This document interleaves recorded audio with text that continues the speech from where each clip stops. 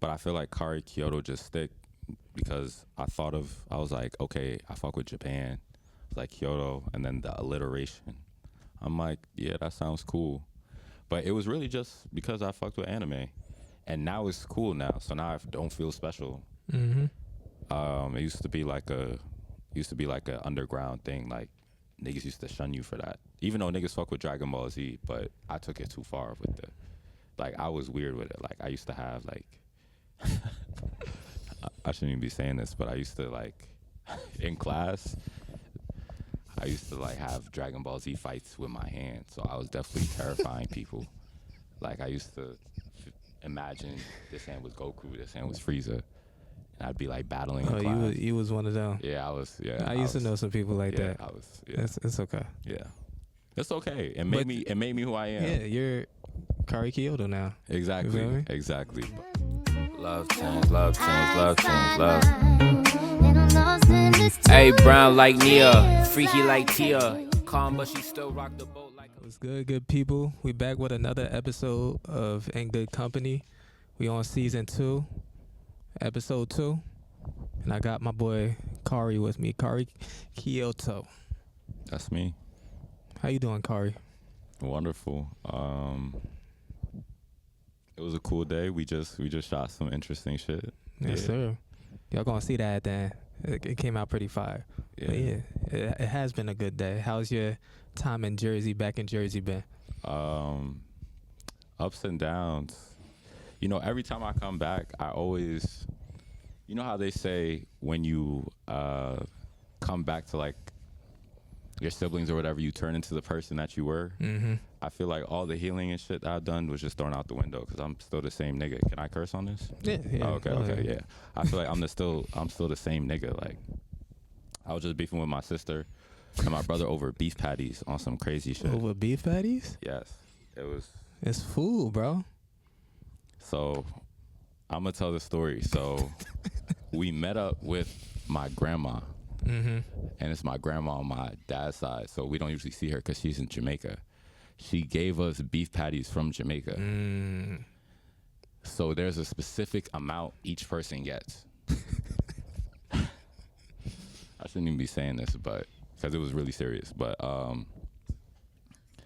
me and my sister, well, it was actually my brother. It actually wasn't even my sister. It was my brother. Mm-hmm. He was trying to eat more patties than he was allotted, and that caused a big problem. He was being Because greedy. you now dipping into the communal patty average, Okay. and these are from Jamaica.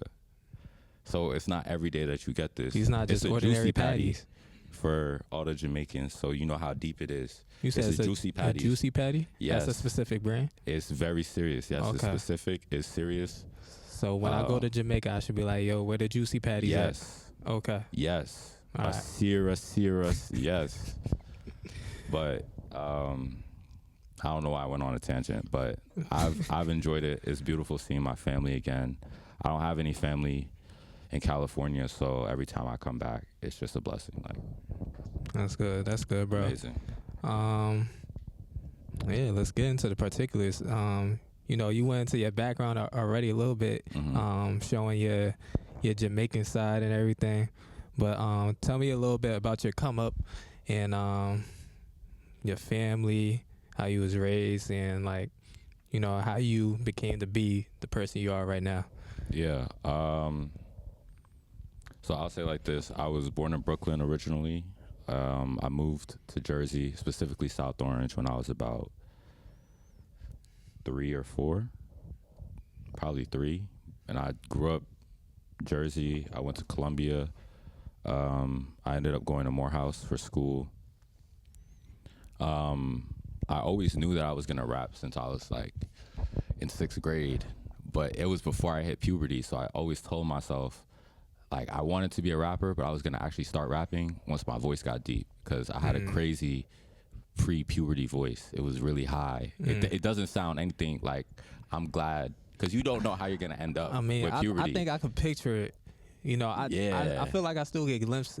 You know, you get glimpses of Nah, it. it was every crazy. now and then. It was Like, crazy. My shit was like 3 octaves higher. I'm not gonna lie. Oh damn. So I was gonna start rapping after my voice got deep.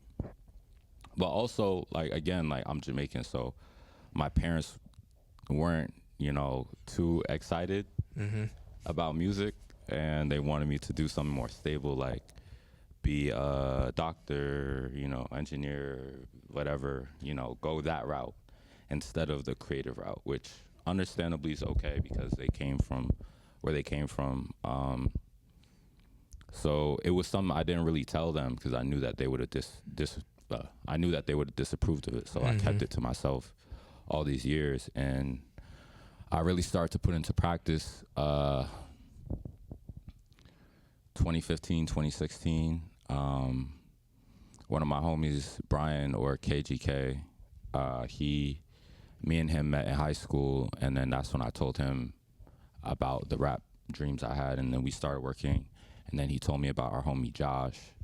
And so 16, that was when I first started making shit at the crib, and I didn't know what the fuck I was doing. I was like quiet, like I didn't know how to get my personality through on the mic. It was always on and off for me, and on and off in terms of consistency, because I kind of felt like I had a duty to kind of see my education through.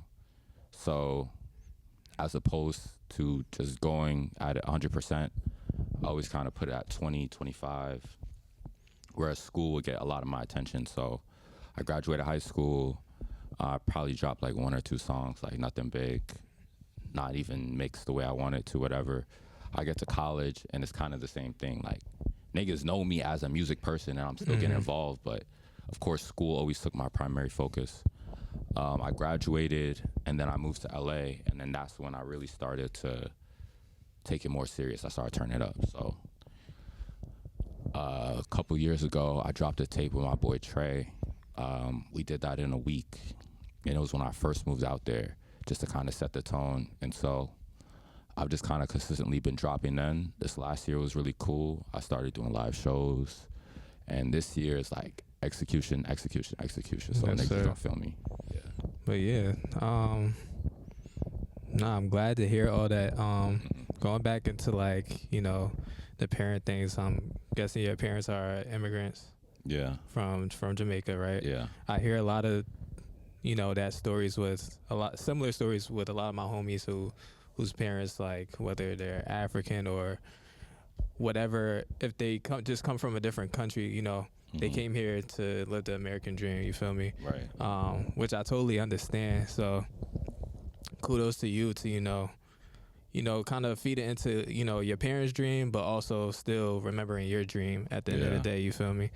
But yeah, as far as like your music and stuff, where do you draw your inspiration from? Is there any particular artist, any type of like other form of art like that you draw from?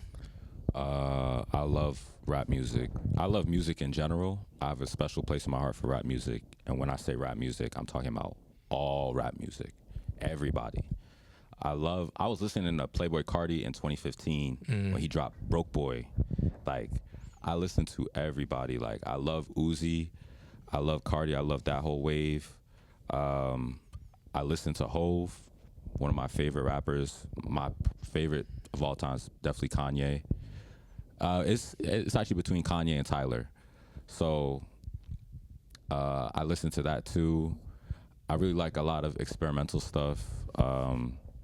I love Earl, Mike, Navy, just every corner of rap music.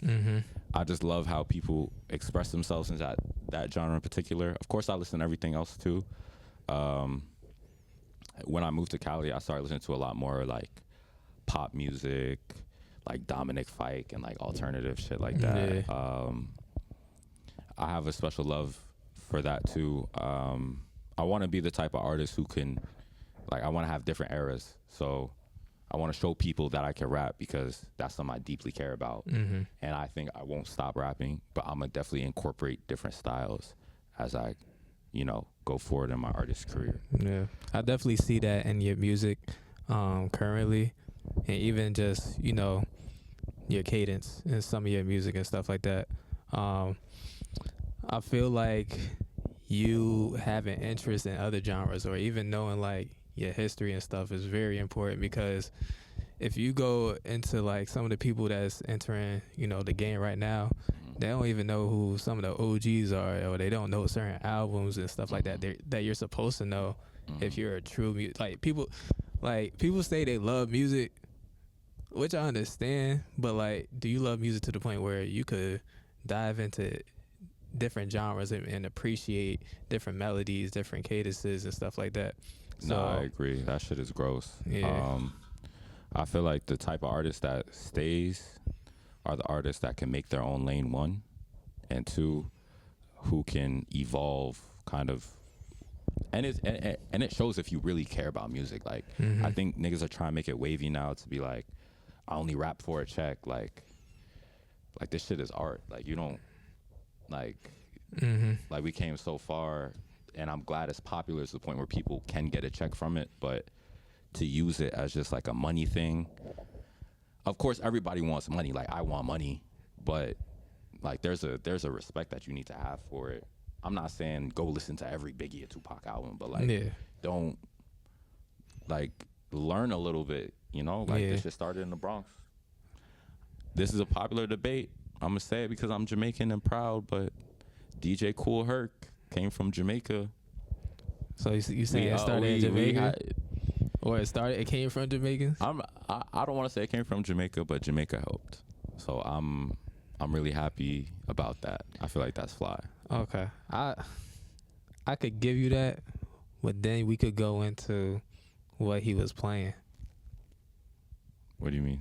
Like when he was first having his parties, like his DJ parties and stuff like that. What was he playing? What music was he playing?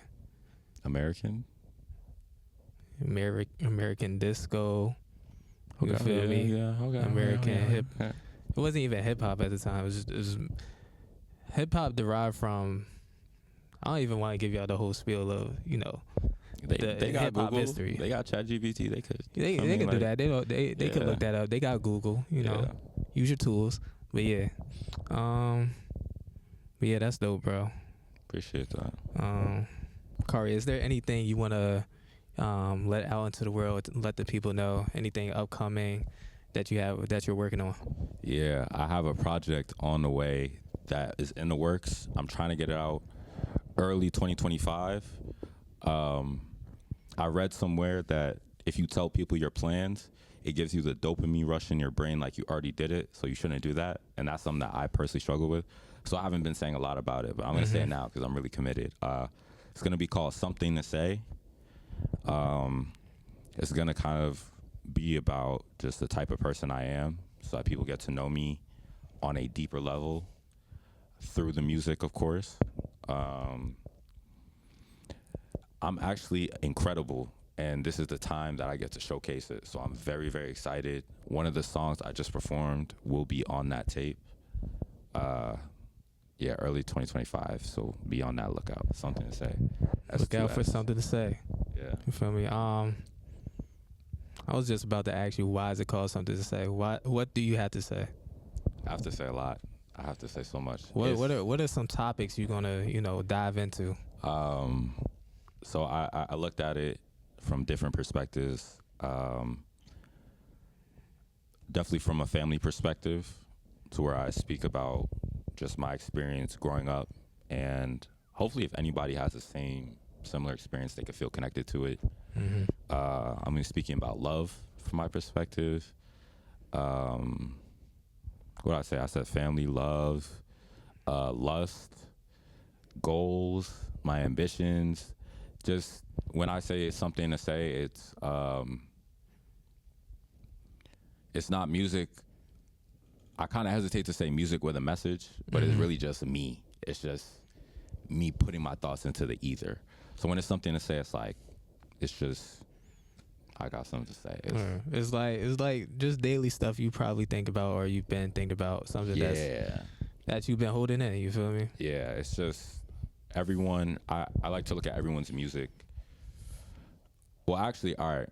I'm gonna say it like this. So I freestyle a lot, and I'm sure it translates to other art forms, but when I freestyle, it doesn't come from me per se, if that makes sense. Like, it comes from somewhere, I don't know where, but it just goes through me. You see what I'm saying? So in a deep way, I feel like when I do something like that, when I'm like rapping and niggas are like, what is he about to say next? I don't know what I'm about to say next. It comes through me, but it's contaminated by my ego, which sounds crazy, but that's really how I view it, because when I do rap, it doesn't come, like, it's not from me.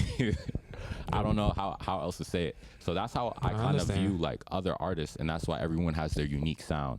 You just have to tap into you. So when I say something to say, it's the contamination that is my ego, my spirit, everything with that. Nice. Yeah. That's deep. That's real deep. I don't know.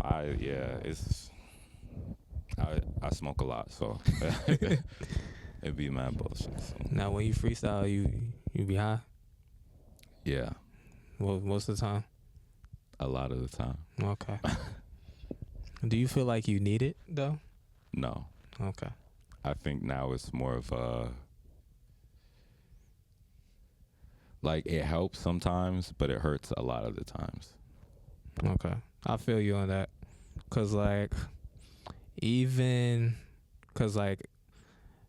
I'm just going through my first year of, like, DJing, per se. You hard, too, nigga. Pop your shit, nigga. Yeah. You on a platform, nigga? Come on. You feel me? He's hard, y'all see nigga. Like, this nigga hard. He's hard. But nah, like, when I'm DJing, right? Say I'm DJing, like, a function or event that's serving alcohol or something, you feel me?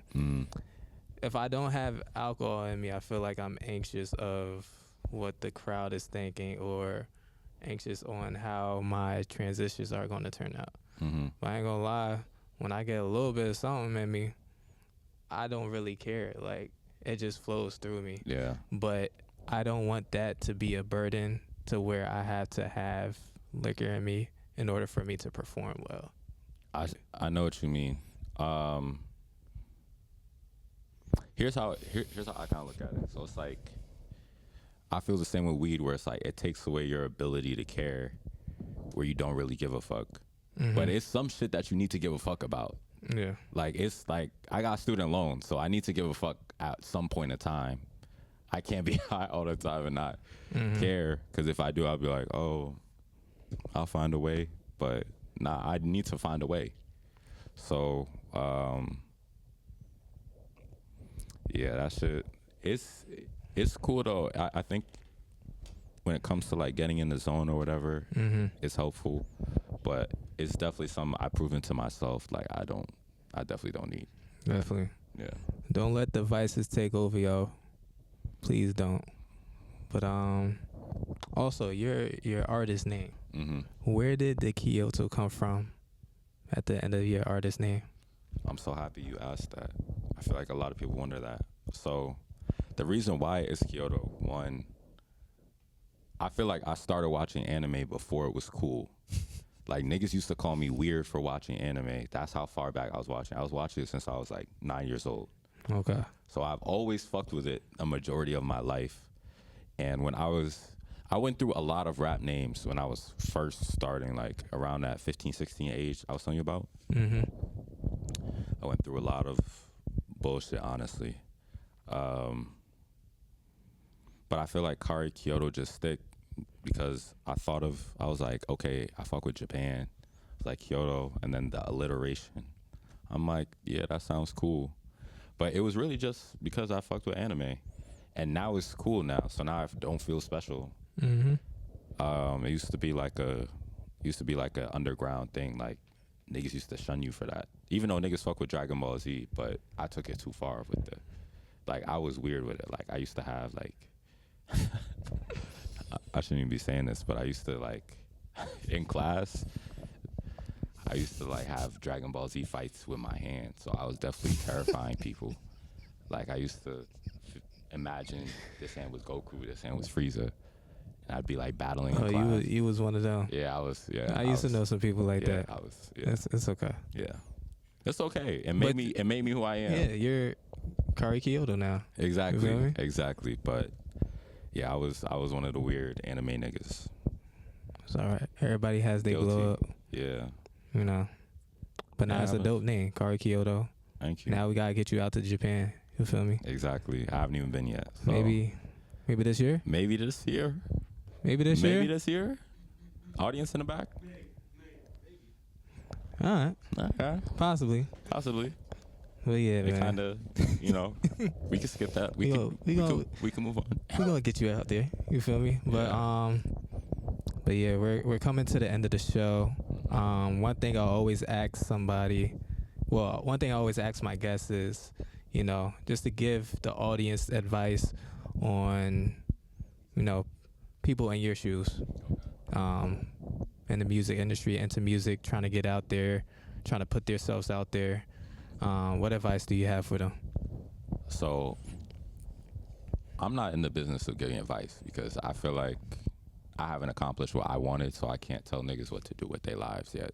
I said yet, so I'm going to, but not yet. So I'm gonna just say the advice that the goals I have for myself this year. Staying consistent. Mm-hmm. Realizing that everything I think I need, I already have. And just being more social. I think I'm a pretty social person, but I'm just shy. So it's hard for me to get the ball rolling. But if I'm really in a vibe, I could really just be the social butterfly I'm meant to be. So just putting myself out there and just more consistency. But everybody has their own thing, though. Like, I actually disagree with the idea of advice because everybody has their own way. Like what Kanye did is because Kanye's Kanye. Mm-hmm. And Frank Ocean is arguably really successful. I don't want to say Kanye level, but damn near. But they did two completely different things. Like, I think Larry June said that he wakes up, he only raps for an hour a day, where some niggas spend the whole day. And everybody has their own way, so you just have to find whatever works for you based on the type of nigga you are. So do that nigga assessment. Figure out what type of nigga you are. I respect it. Mm-hmm. Thank you for the advice. Thank you for being here, coming on the show. Let them know where they could find you at on socials, how they could listen to your music. Give them your ad name. Okay, yeah, it's Kharikyoto. That's KHARIKYOTO. I'm on everything. I'm on Instagram, Twitter, TikTok, Snapchat. I'll be on Uvu too. Fuck it. I'm on whatever. I just dropped a couple songs, so listen to that. And yeah, it's more on the way. Yeah. Also, forgot to mention he's 1/6 of the Garden Collective, the Garden Boys. So you'll be seeing a lot more of him. But thank you, Khari. Thank you for being here. Yeah. Wish you a safe trip back to Cali, LA. Thank you. And yeah, this has been episode 2, season 2 of In Good Company. I'm gonna catch y'all later.